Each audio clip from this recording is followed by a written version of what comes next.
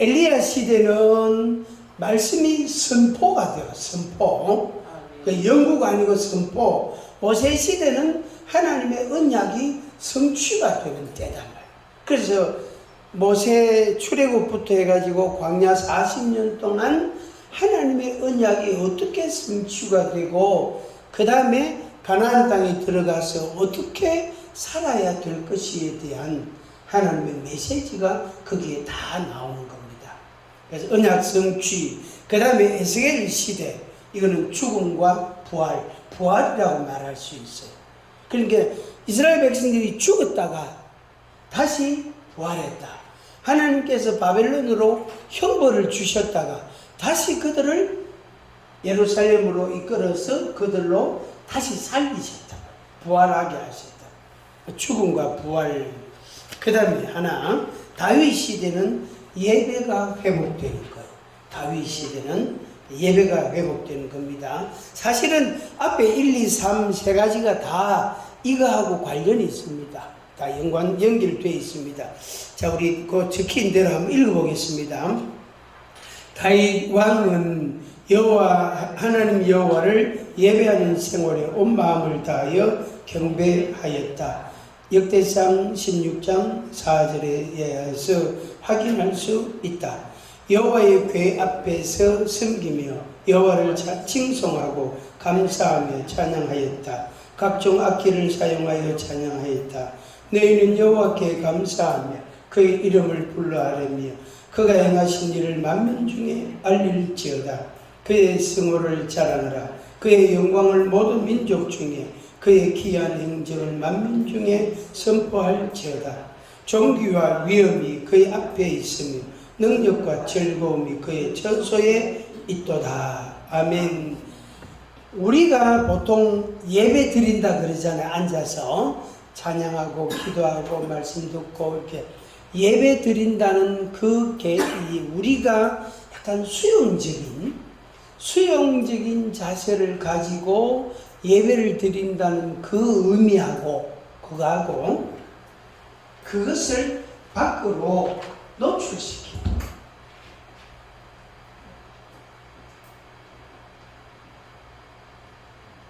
수용성 예배하고 그 다음에 선포적 예배 이렇게 이름을 붙이면 그래 붙일 수 있습니다. 내가 앉아서 찬양하고 말씀을 듣고 기도하고 그거는 수용성 예배, 내가 받아들이는 쪽이다. 하나님의 은혜를 받는다는 쪽이다 말이에요. 그런 부분이 좀 비중을 많이 차지합니다. 그런데 그것만 계속해가 안 돼. 선포적인 예배가 있어요. 그래서 이제 우리가 예배 드릴 때에 혹은 기도할 때에 찬양할 때도 그런 게 나오지만은 반드시 내가 너를 축복하리라. 그거는 하나님의 은혜지만 그게 선포적인 의미가 그 가사 속에 들어있는 거예요. 그 가사 속에. 그래서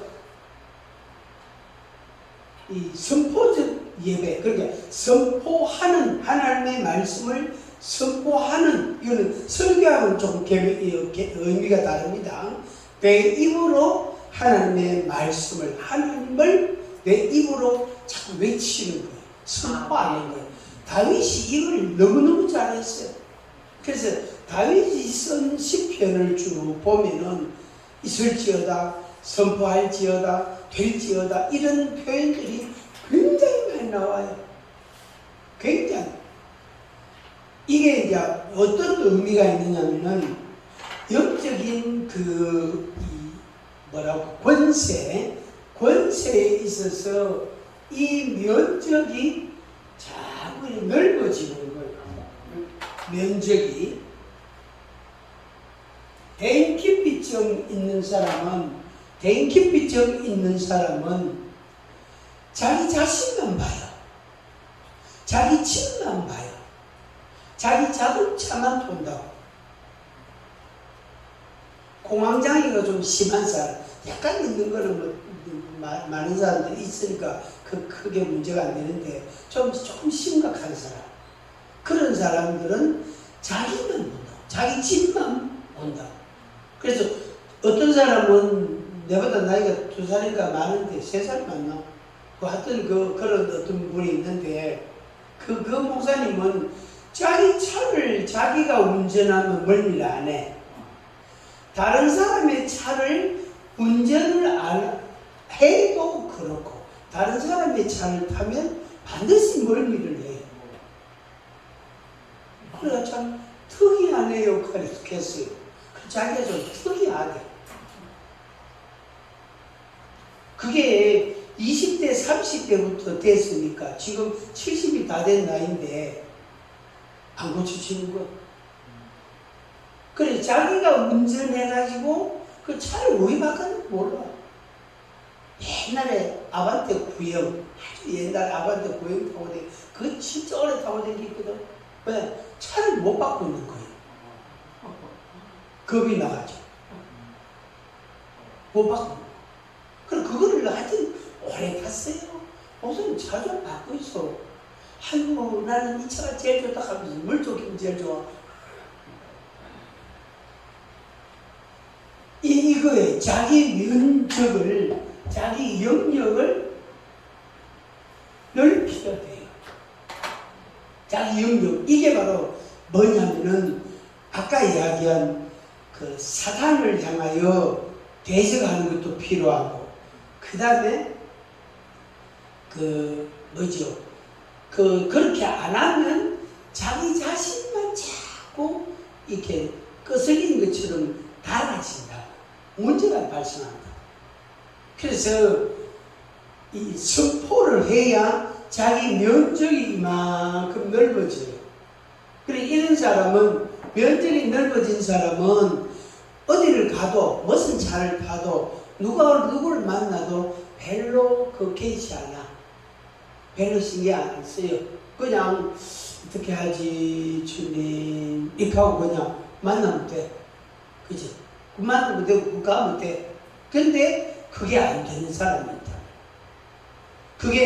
그래서 선포적 예배, 이 다윗이 고백한 것처럼 선포하는 걸 아주 적극적으로 우리가 할 필요가 있다 하는 거예요. 선포. 그래서 내 마당을, 내 집을, 공간을 자꾸 확장시켜 가는 거. 자꾸 확장. 아리께 유튜브를 보고 그분에 대한 걸 우리 한국에서도 아는 사람은 아는데 조금 좀 과한 면도 있어요. 과한 면도 있는데 그래도 그분이 아주 탁월한 사람이에요. 20대 초반부터 아주 탁월한 사람인데 근데 그 영상을 보니까 다른 나라에서 말씀 전하고 막 축기 사역하고 이래 하는데 병고침 사역하고 이래 하는데 그거를 영상을 내가 몇 번 반복을 해가지고 그걸 막 운전하면서요 막 따라했어요. 그분 이 인도하는 그분 목사도 아니고 평신도거든. 그분 하는 대로 막 따라했어요. 제가 막 하자 했어요. 그때 그날 밤에 꿈자리가요 얼마나 싸납고 복잡한지요. 그래가 새벽에 일어나가지고 또 했지. 까불지마 까불지마 나가. 그러니까 뭐냐면은 건드리면 자극을 받아요. 근데 그게 무서워가지고 예? 안 하고 가만 놔두면 그냥 한 집에서 같이 살게 돼요. 한 집에서. 두꺼비 있잖아요. 두꺼비가 몸집이 이만하게 크잖아. 그리고 아주 되게 해머스럽게 생겼잖아요. 그죠?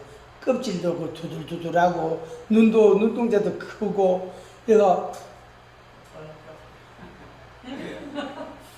이래 있거든. 가만히 앉아가 움직이지도 않고 가만히 앉아가 눈만 껍벅 이러고 있단 말이에요. 그것이 뭐 나무 꼬치나 하나 탁 때리거나 이래 하면 그게 도망갔긴데 무슨 막 하면서 그래 징그러워 하면서 그러면 이제 두꺼비가 그 사람 집에 자주 놀러 옵니다. 자주 놀러 와요. 와, 아이고, 이 집에 가니까 나를 대환영해 주는구나, 이거 하면서. 그게 자꾸 우리 집에 와요. 특히 오늘같이 비 오는 날, 이런 날 나와가지고, 왜? 이러고 잤잖아. 맹꽁이처럼 이 사건도, 그래, 나가보면 그 기라. 오늘 비 온다고 또 왔는데, 그거는 물을 좋아하는 그 생물이니까. 그게 바로 이거예요. 이렇게 자기가 갇혀버리는 거예요. 뭐 때문에? 두꺼비 때문에. 두꺼비 때문에. 두꺼비 때문에 막 겁을 내가지고 막 안 움직이는 거. 그러면 두꺼비 보면 어떻게 될까? 이래가지고 실 간다고. 그 어떤 꼬마, 한 5살, 7살 이런 꼬마는 와가지고 그걸 덜금 잡아가지고 갖고 던지거나 뭐 그거 갖고 통에 담아 간단 말이야. 아니 야야 그거 왜 만지노? 아니 괜찮은데요? 그러니까 따지고 보면은 그 7살짜리 꼬마보다 내 마음이 어떻게 겁이 더 많아. 겁이 더 많아. 여러분들 거산 정도 되면 옛날에 거머리 알죠? 거머리 그 피받는 거라고 딱 물어 딱 하면 절대 안 나요.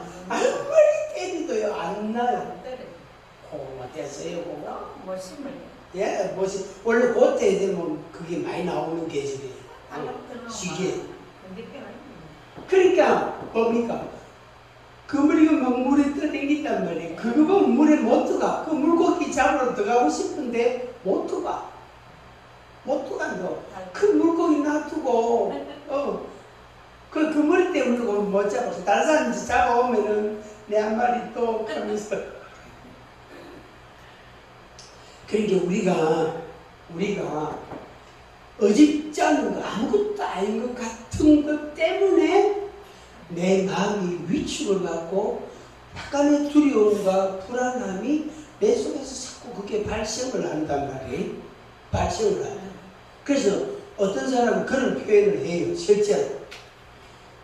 꼭 그거 뭐 쫓아내야 되나. 그냥 가만히 놔두면 지가 어느 날 목말라 죽는다. 배고파 먹을 게 없어 고파 죽는다. 그 언제까지 그렇게 기다릴지. 그러니까 그게 먹을 게 없으면 나도 먹을 게 없는 거예요.